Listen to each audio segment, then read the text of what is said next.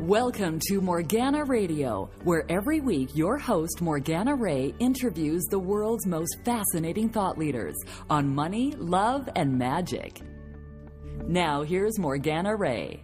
Hello, and welcome to a new episode of Morgana Radio, where I, your host, Morgana Ray, interview the world's most fascinating thought leaders on money, love, and magic. And today I'm really excited to introduce to you a very magical friend of mine, Flizanes, who is a world thought leader on the connection of mind, body, and soul. I've known her for almost 20 years now. And what's fun for me is, so you see the after picture of this incredibly successful, personally and professionally, best-selling author, tons of media coverage, has had a really big impact on especially women, but people just living healthier lives. And I've known her back in our early days when we were putting together our businesses and we were crying over boys. And today she is such a shining model of real, what I consider true wealth.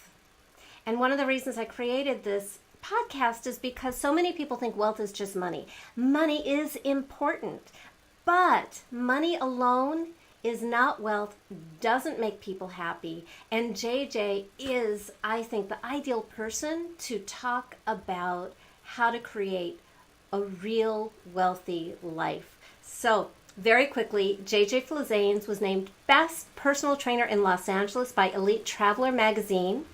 She is an empowerment strategist and the host of several podcasts. She is, of course, an Amazon bestselling author, and JJ has been featured on many national magazines, including Shape, Fitness, Women's Health, as well as appearing on television on NBC, CBS, Fox, and KTLA. So welcome, JJ. Thanks, Morgana. Excited to be here. Yes, we've known each other a long, long time. And it's exciting to watch you grow as well and to see how you have expanded. And I think that we're true testaments to, having this path and supporting each other on the path and letting people into what it takes to create the path and to always be vulnerable and open to the reality and the truth behind somebody's growth and what that looks like. Well, I've got a couple of questions for you, and more will come along. I think most of the time that I've known you, you've talked about invisible fitness, which was a very weird idea to me because I was a fat little girl. So fitness to me was all about appearance. What do you mean by invisible fitness? So as you know, everything that creates what we see is invisible.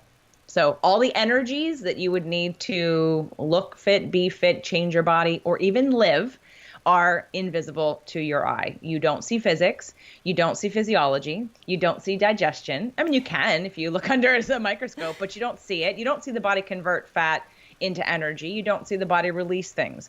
You don't see biomechanics and the wear and tear on the joints. You don't see the psychology about how someone thinks in terms of like their actual thought process. So everything that creates the visible is invisible. Oh, wow. How did you come to this focus? What was your journey to be focusing on the invisible first? Well, honestly, I think it was back at a time where you and I both worked with a very, very wonderful brander named Jack Barnard. And Jack asked me back then, he said, what was the difference between me and the trainers that I employed versus other trainers? And I said, the attention to science, and it really, like literally back then, it was about the joints and about how when I look at a body, I'm sort of like x-raying someone's body and I'm looking at the joints and how they're working and how you're putting force on them and how they're absorbing force and whether or not you're going to be injured soon by the exercise that you're doing. So 20 years ago, I'm like, okay, this is what I look at. This is what I focus on. I'm actually really concerned about your longevity. I'm concerned about the structure maintaining its integrity and people not doing stupid exercises that, yes, may work in the meantime, but are going to wreck your joints over the long term. And, you look at someone with joint pain, again after X amount of years. And while they may have been athletic and they may have worked out or exercised, some of those injuries probably came from how they exercised. So back then, Invisible Fitness started as the really attention to science and attention to the joints. Now, what's been beautiful, magical, and perfect is that the umbrella of Invisible Fitness has allowed me to grow into everything else in terms of learning about hormones and digestion, and of course, all the psychology pieces, and even the spirituality pieces, the chakra pieces, the astrology pieces. I mean, it's all invisible. And so that's been the beauty of this brand. It's allowed me to expand and deepen and ask those questions and be able to address all those different layers of what I know to be the true success path for someone who actually wants to make true transformation with their body. So what do you wish people knew? People who are struggling with the visible in their life, what do you wish they knew? What would you tell them? I wish that you would know that it's not about the food and the exercise, that it really has nothing to do with your food and exercise. Does that give you results? It absolutely does. But does getting food and exercise underway make you happy? No. And you have to go back to the why of why you're doing this in the first place. The relationship to your body and why you either choose to or choose not to engage in self-care has to do with the relationship with yourself, which is why, again, that whole mind, body, soul connection is the answer to the question. Because I have people who've been on programs for 20 years. They've done Weight Watchers. They've done Jenny Craig. They've done even surgeries. They've done HCG. They've done all these different crazy restrictive things. And yes, every time they lose weight and every time they gain it back. Why is that? Because it's about the food and the exercise? It's not about the food and the exercise. It's about what's going on up here, what you feel in here, and how, if and when you're connected down here. This whole channel needs to be aligned in order for you to actually make choices that are sustainable versus choices that are fleeting. Anyone can do anything for 10 days or 2 weeks, and sometimes even 30 days, or hell, even 90 days. A 12-week program, yeah, I can muscle through a 12-week program, but are you going to live like that? And if you do, that's great, but the majority of people don't. So what I would say to you is you're focused on the wrong thing. We need to look under the hood and ask, what are the motivating factors behind whether I do take care of myself or I don't take care of myself? And then once we get that piece going, figuring out the choices of what you do, different story, because you already are in alignment with doing it. Getting someone to do something is half the, and sticking to it and committing to it and doing it from a place of love and respect versus shame. People too often in the fitness industry, I don't really consider myself part of the fitness industry because I feel the shame. I feel that there's a shaming of, oh, you didn't do the right program, or you ate that bad thing, or you didn't exercise today and you should feel bad about yourself, or you gained 3 pounds. Oh my God, like it's so much shame. And it's not, that perpetuates, again, this hatred and relationship with exercise and self-care, which then, again, won't serve you because every time you go to do it, you're going to feel like you're punishing yourself. We have to make it so that way you actually go, oh my God, I love myself. And while I may not want to work out today, I need to because I love myself. That's why I need to do it. And then you do it and you go, oh my God, I feel so much better. And boy, do I feel like I gave myself a big hug today because I actually did something that creates bone, that builds muscle, that increases my metabolism, that keeps my joints healthy, that keeps me strong and supple so I can, move through life. And I ate this food because it gives me nourishment. It helps me build cell membranes and give me antioxidants and keep me young. And I'm choosing this not because I can't eat that and that thing is bad and I'm going to feel bad if I don't eat that and people are going to make fun of me if I ate that. I'm going to eat this because, boy, what happens when I eat this? I feel like crap. I feel like physically like crap. Forget the emotional cycle. This one, I may not love it as much as this one, but this one, oh my God, like I can just feel the nutrition. I can feel my body being vibrant and vital. And that's the place where I want people to come from because it's sustainable.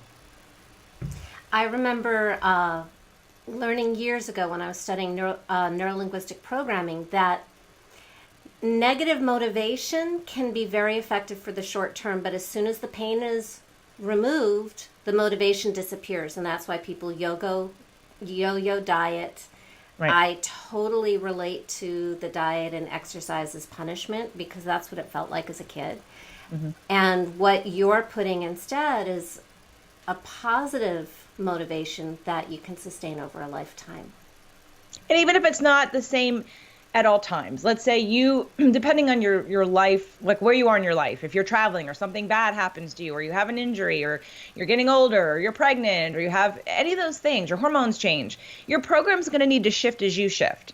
But the attention to doing it, the creating a accountability for it, whether it be with someone that you hire or but with someone that you love and who's a friend, or whether you do it on your own, at least your attention to it will be, you're dedicated because you see the long term. You see the long term investment of, sorry, I'm having this this mic issue today. So with my earbuds. So I apologize, everyone. I'm normally a little bit more polished than this, but it's not about perfection. It's about showing up.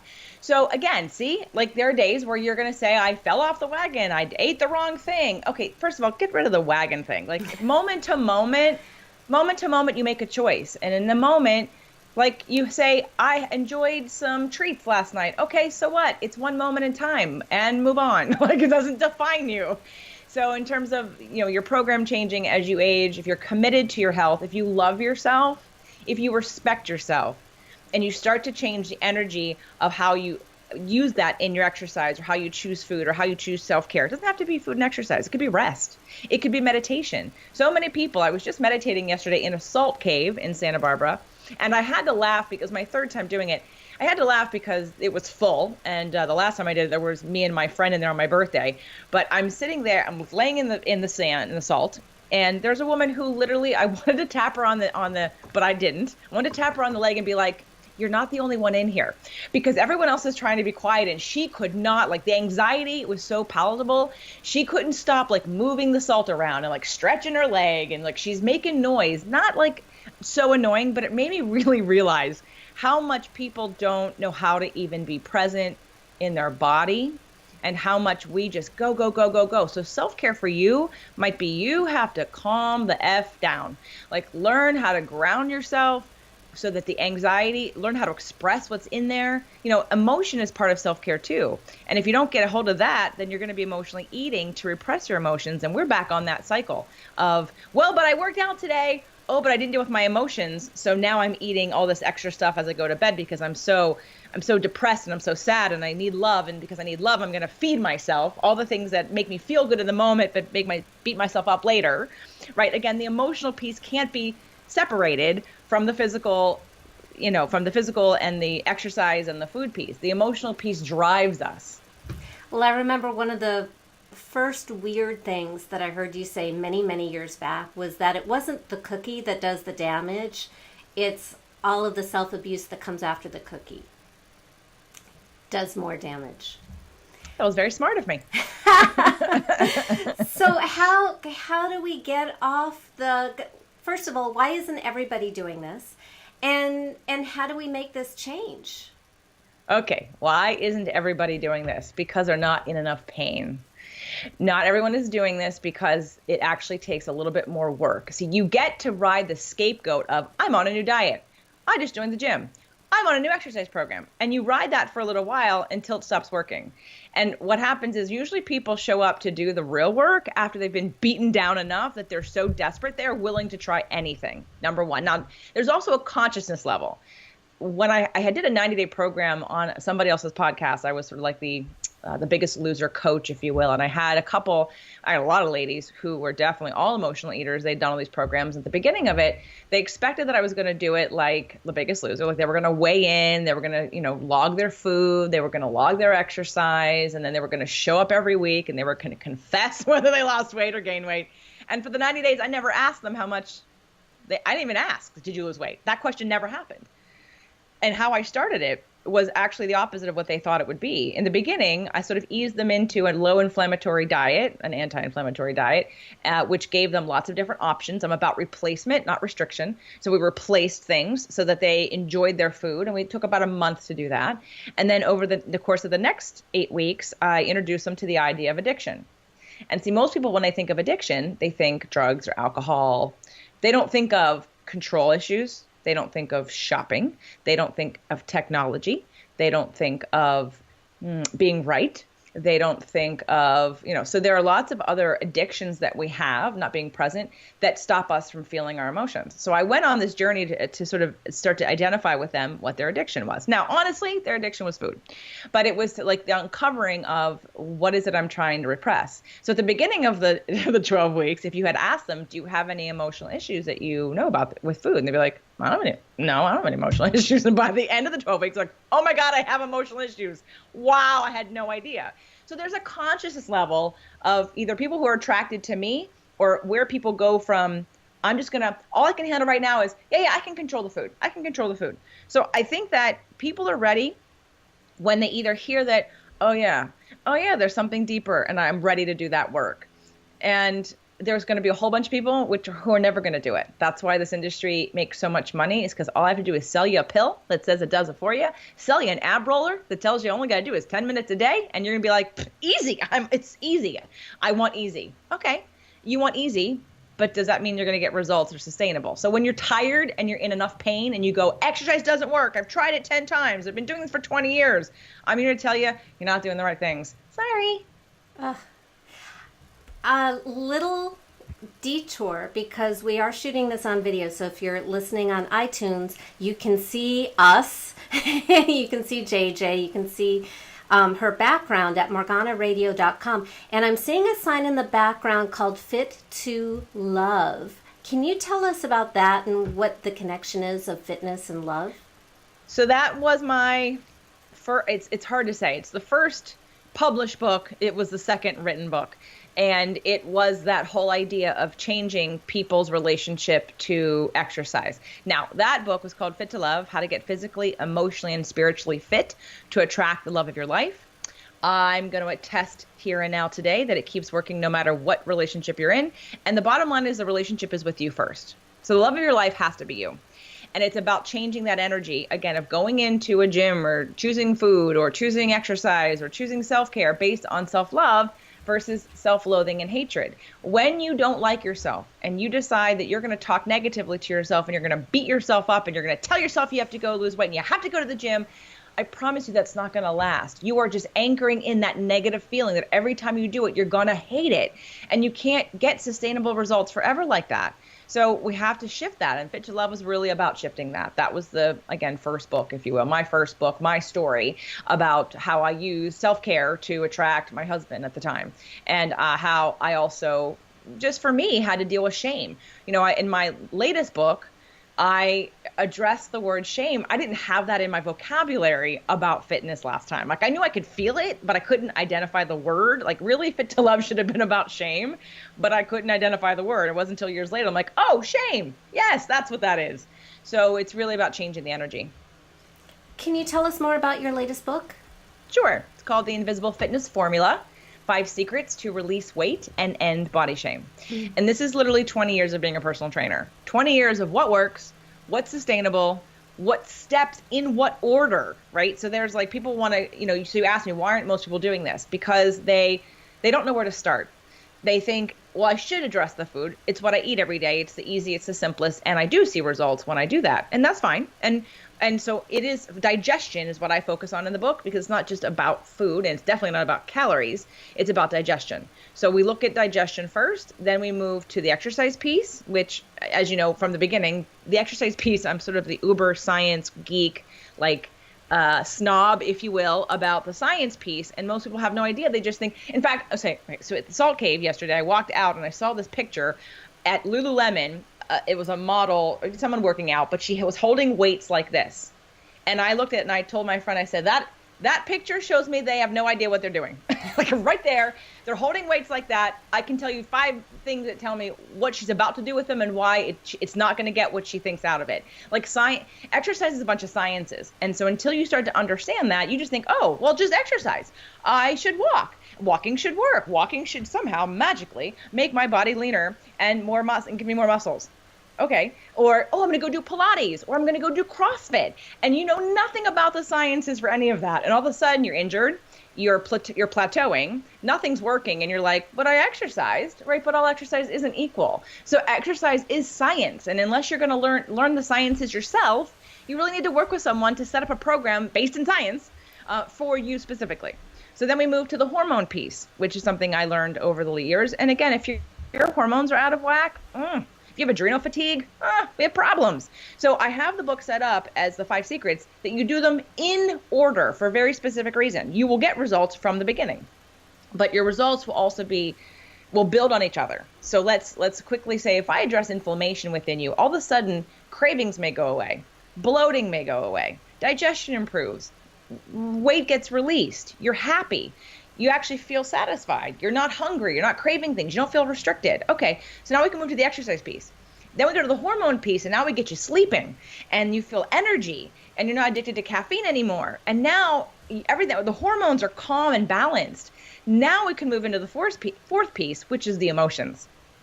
We can't look at the emotions in the beginning, and we can't look at cravings in the beginning, because what if your craving isn't an emotional craving? I've had people I've worked with in the past who thought for sure they were an emotional eater. They said, I am an emotional eater. I'm in therapy. I'm an overeater.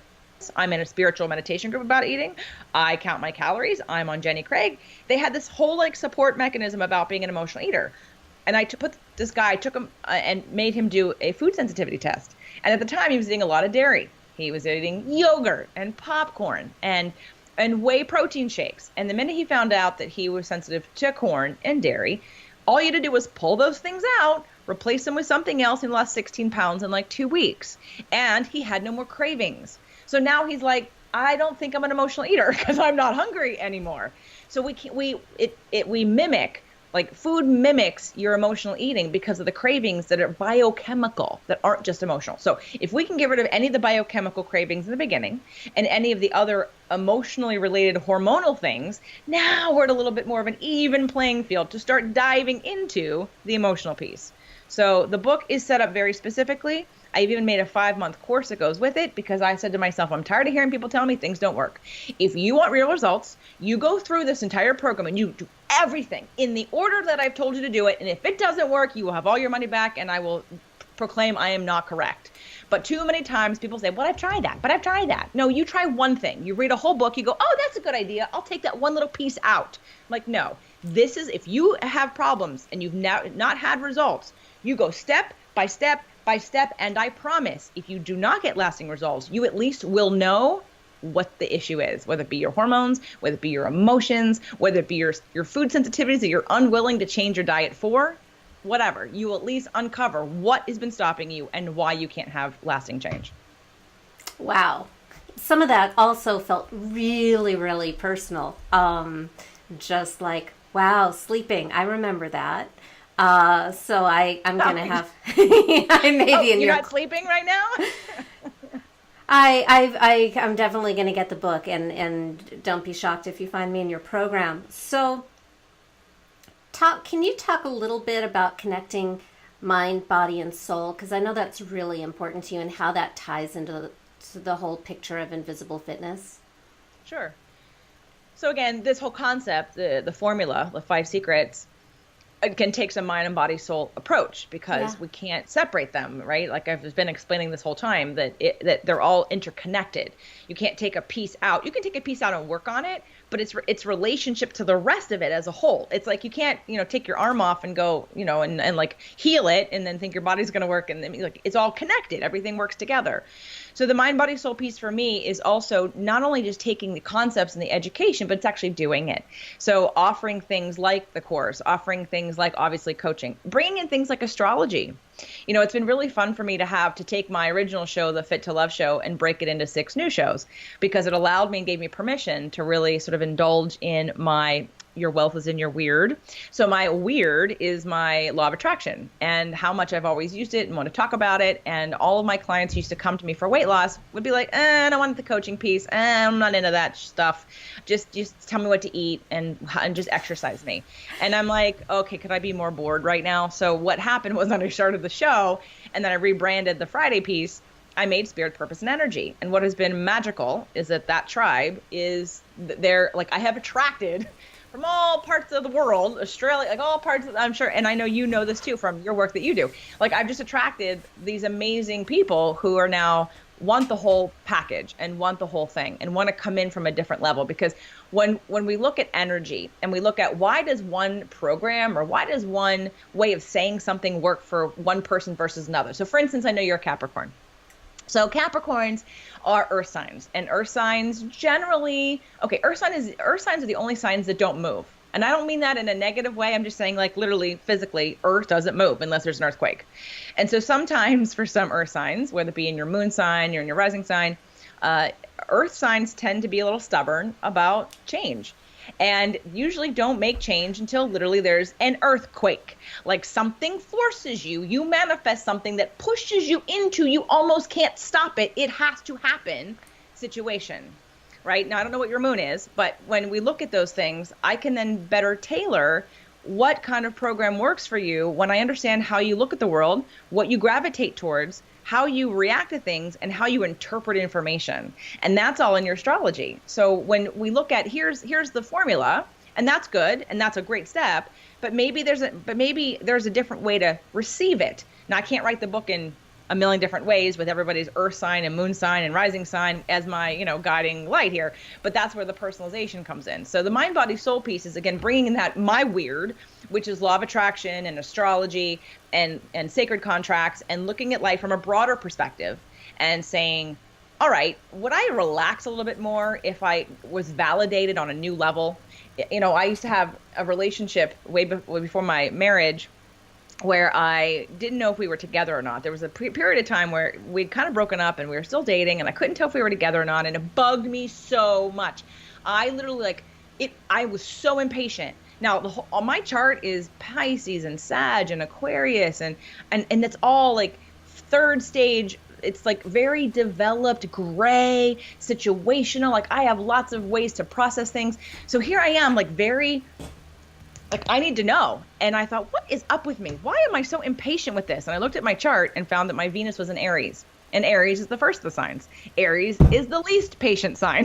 So, the least patient at all. So I'm like, oh, well, that makes sense. And it validated that I wasn't just being, whatever. I wasn't stuck on something. It made me go, oh, okay, now I know what to do with that. I can just accept that that's part of what's going to happen, and I'll figure a way to process it differently.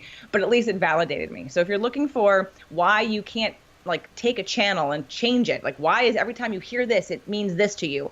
Sometimes it just needs to be said in a different way. It needs to be applied in a different way. And again, that's beyond the sciences of psychology to me. I mean, some of it's psychology, but it's astrology too. So, and like I said, law of attraction. So that's my mind, body, soul piece that went from the book to the program to my live events. My love language is quality time and touch.